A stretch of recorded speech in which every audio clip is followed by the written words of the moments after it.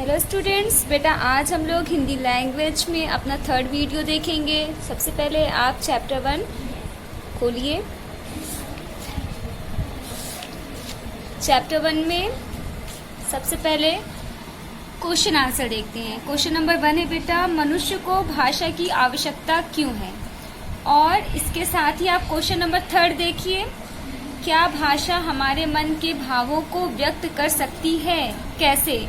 तो आप कॉपी पर क्वेश्चन नंबर 1 लिखेंगे अथवा करके नीचे की लाइन में फिर क्वेश्चन नंबर 3 भी लिख देंगे और फिर इन दोनों का एक ही आंसर है। तो आप आंसर देखिए। पेज नंबर 5 में आते हैं। ये देखिए, स्टार्टिंग में देखिए पेज नंबर 5 में, मनुष्य एक सामाजिक प्राणी, यहाँ से लेकर के भाषा कहलाती है। ये आपका फर्स्ट और थर्ड दोनों का आंसर है। अब क्वेश्चन नंबर 2 है हमारा, भाषा की परिभाषा लिखिए। तो क्वेश्चन नंबर 2 भी पेज नंबर 5 में है। ये देखिए, परिभाषा अपने मन के भावों को यहाँ से लेकर के राजस्थानी, असमी आदि। ये आपका आंसर नंबर 2 है। क्वेश्चन नंबर 3 है हमारा, सॉरी ये तो हो चुका। क्वेश्चन नंबर 4 है, बोली किसे कहते हैं, भाषा व बोली में अंतर स्पष्ट कीजिए। तो 4th नंबर के लिए हम पेज नंबर 6 में आएंगे। ये देखिए, बोली किसी प्रांत के सीमित क्षेत्र में बोली जाने वाली, यहाँ से लेकर के बेटा लास्ट वाली लाइन है। देखिए 4th नंबर का पॉइंट है हमारा, बोली का प्रयोग बोलचाल में होता है जबकि साहित्य की रचना भाषा में होती है। ये यहाँ से यहाँ तक हमारा आंसर नंबर 4 है। 5th देखिए, लिपि किसे कहते हैं, किन्हीं 6 भाषाओं व उनकी लिपियों के नाम लिखिए। तो आंसर नंबर 5 भी पेज नंबर 6 में है। ये देखिए, लिपि जब हम बोलते हैं यहाँ से लेकर के उसे लिपि कहते हैं, इतना। उसके बाद ये वाली लाइन नहीं करनी है आपको, परिभाषा वाली। फिर आपको यहाँ ये लाइन करनी है, जैसे से लेकर, जैसे हिंदी, संस्कृत, मराठी। बेटा ये 3 भाषा है जिनकी लिपि देवनागरी है। तो आपको 6 भाषाओं के लिखने हैं। तो यहाँ पे देखिए 1, 2, 3, फिर अंग्रेजी, फ्रेंच, जर्मन, इन 3 भाषाओं की लिपि एक है रोमन।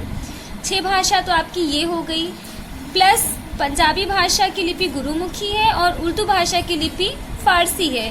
तो यहाँ पे आपको 8 भाषा और उनकी लिपि नोट है यहाँ पर। तो इसमें से आपको सिर्फ 6 लिखना होगा। तो यहाँ से लेकर के ये यहाँ तक आपका आंसर नंबर 5 हो गया। 6 है, व्याकरण से क्या अभिप्राय है, भाषा व व्याकरण का संबंध स्पष्ट कीजिए।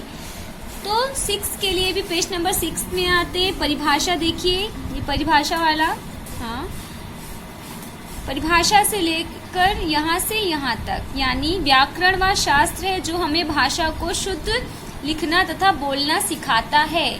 ये लाइन ले लीजिएगा आंसर नंबर 6 में। और फिर बेटा यहाँ पे देखिए, भाषा तथा व्याकरण का संबंध। तो भाषा व व्याकरण से लेकर के रूप प्रदान करता है। ये आपका आंसर नंबर 6 हो गया। अब 7 देखिए, भाषा के भेद लिखिए।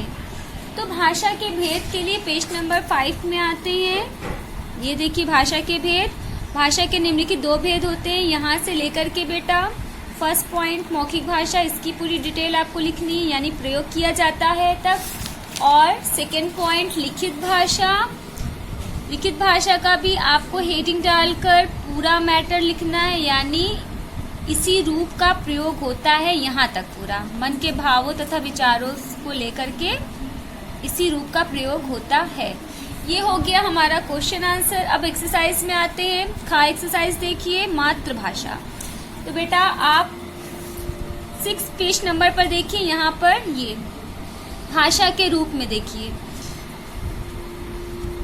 खा में मातृभाषा फर्स्ट नंबर है, फिर प्रादेशिक भाषा है, राष्ट्रभाषा है और अंतर्राष्ट्रीय भाषा है। इसकी व्याख्या आपको करनी है। तो आप हेडिंग डालकर सीरियल वाइज यहाँ पर देखिए, आपको मातृभाषा, प्रादेशिक भाषा, राष्ट्रभाषा और अंतर्राष्ट्रीय भाषा, इनकी डिटेल आपको यहाँ मिलेगी। आप हेडिंग डालकर सीरियल वाइज लिख सकते हैं कॉपी पर। इसे कॉपी पे करना है। क्वेश्चन आंसर के जस्ट बाद आप खा एक्सरसाइज कॉपी पे करेंगे। फिर देखिए गा है, सही कथन के सामने सही तथा गलत कथन के सामने गलत का चिन्ह लगाइए। भाषा के 3 रूप हैं, गलत। लिपि भाषा का एक अंग है, सही। हमारी मातृभाषा हम परिवार से सीखते हैं, सही। पंजाबी भाषा की लिपि देवनागरी है, गलत। हम भाषा से अपने विचार प्रकट करते हैं, सही। अब एक्सरसाइज घ में आइए। देखिए भाषा के महत्व को स्पष्ट कीजिए। यहाँ पे भाषा का महत्व हमने लिखा है, पढ़ के बता देते हैं। भाषा को वैचारिक आदान प्रदान का माध्यम कहा जा सकता है। भाषा अभिव्यक्ति का सर्वाधिक विश्वसनीय माध्यम है। भाषा हमारे समाज के निर्माण, विकास, अस्मिता, सामाजिक व सांस्कृतिक पहचान का भी महत्वपूर्ण साधन है। तो ये आपको बुक में ही करना है, बुक में चेक होगी एक्सरसाइज। अंगा वाली एक्सरसाइज देखिए, देश में बोली जाने वाली 15 भाषाओं व उनके राज्यों के नाम लिखने हैं। नंबर 1 बंगाल, बंगाली। हमने इधर देश के नाम लिखे हैं और इधर राज्यों के नाम लिखे हैं, सॉरी, और इधर उनकी भाषा का नाम, यानी बंगाल, बंगाली, पंजाब, पंजाबी, गुजरात, गुजराती, महाराष्ट्र, मराठी, उड़ीसा, उड़िया, कर्नाटक, कन्नड़, बिहार, बिहारी, हरियाणा, हरियाणवी, मणिपुर, मणिपुरी, छत्तीसगढ़, छत्तीसगढ़ी, आंध्र प्रदेश, तेलुगु, केरल, मलयालम, तमिलनाडु, तमिल, गोवा, कोंकणी, नेपाल, नेपाली। फिर 4 एक्सरसाइज है बेटा, रिक्त स्थानों की पूर्ति कीजिए। फर्स्ट नंबर पे भाषा, भाष धातु से बना है। संस्कृत भाषा की लिपि देवनागरी है। भाषा के 2 रूप हैं, व्याकरण के 3 अंग हैं। बोली क्षेत्रीय भाषा कहलाती है, यानी फर्स्ट में भाषा, सेकंड में देवनागरी, थर्ड में 2, फोर्थ में 3 और लास्ट यानी 5th नंबर पर क्षेत्रीय फिल करना है आपको। देश में बोली जाने वाली किन्हीं 8 प्रमुख भाषाओं के नाम लिखिए। अब ये बेटा आपका होमवर्क है। यहाँ पे हमने देश में बोली जाने वाली 15 भाषाओं और उनकी नाम लिखी है, तो आपको इसमें से 8 भाषा और उन भाषाओं के नाम करने हैं। ये आप इसमें से बहुत इजीली यहाँ पे ये एक्सरसाइज फिल कर लेंगे। ये आपका होमवर्क है। आज के इस वीडियो में इतना ही बेटा।